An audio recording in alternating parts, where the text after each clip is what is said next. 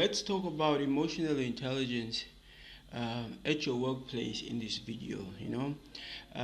See, when you are at work, it's not necessarily just doing tasks at your work, because you are doing tasks and you're doing things with other people that have emotions. That's where emotional intelligence come into play. Because of how people feel and what their past experiences have been, sometimes emotions flare. People are not able to control themselves.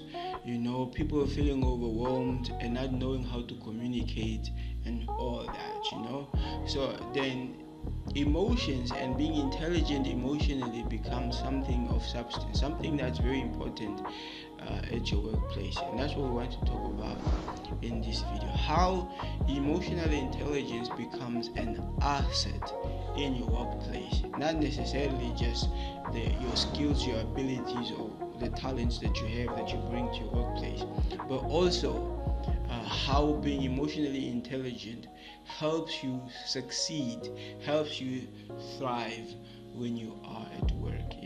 And so I like to share some misconceptions or beliefs that some people have, and these people could tell you that emotions are not for a work situation or a work environment, because sometimes people feel like having emotions or showing emotions is of people that are weak, and that's not necessarily true. And then some other people feel like when it comes to being at work, it's all about being professional. And if you are being a professional and emotions are not at play, there is no place for emotions in a workplace. Basically, that's what these people say. And that couldn't be further from the truth, because being an emotional human being is not wrong. As humans, we are created with these emotions. Being aware of these emotions, knowing how to control this emotion even in your workplace, is actually what makes you stronger. It's what makes you more effective. It's what makes you an asset to whatever company that you work for. So some tips that you could implement that could help you become emotionally aware or emotionally intelligent at your workplace is: you want to practice intentional listening. What this means is you want to listen to other people at your workplace, know that they are important and their opinions matter as well, not making everything about yourself, basically. And then tip number 2 is simply not being reactive.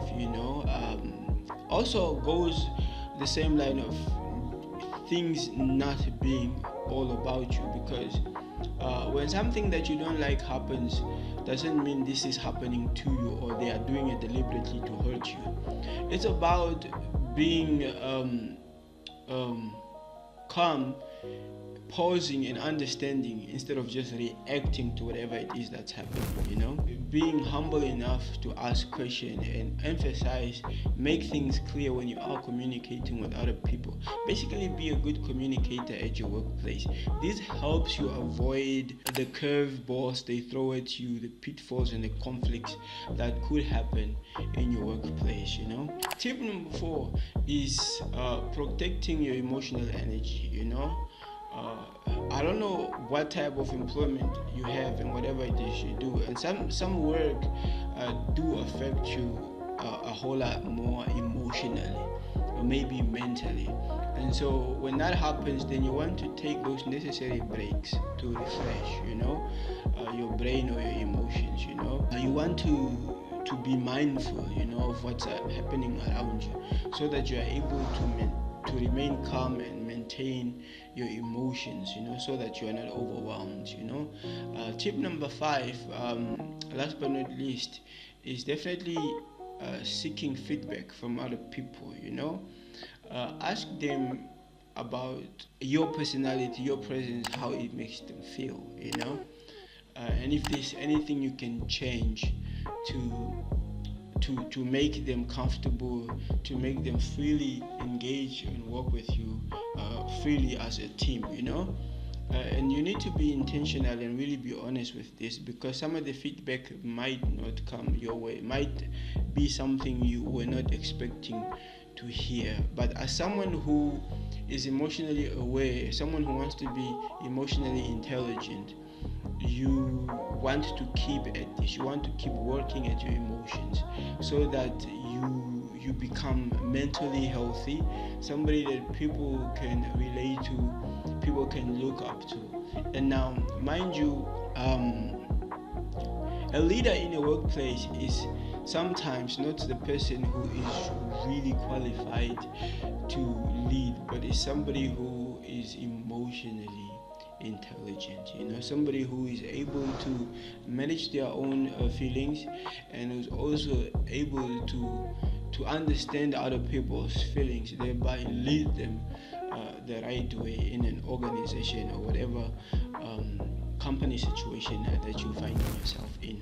The reason as to why you want to be emotionally intelligent at your workplace is simply because you become a team player. You become that type of person that is better at collaborating with, better at communicating with and working with, because you are emotionally tapped in, you are emotionally aware. People will love you so much, everybody would want to work with you. That is the benefit, Another benefit is the fact that you are able to resolve conflicts easily, How does this happen? It happens because you can see through a situation, because not only are you tapped in your own emotions, you are also invested in what other people think and how they feel. So in a way, you are also aware of other people's emotion, and you know what paths to take to get both parties or all parties involved happy, basically.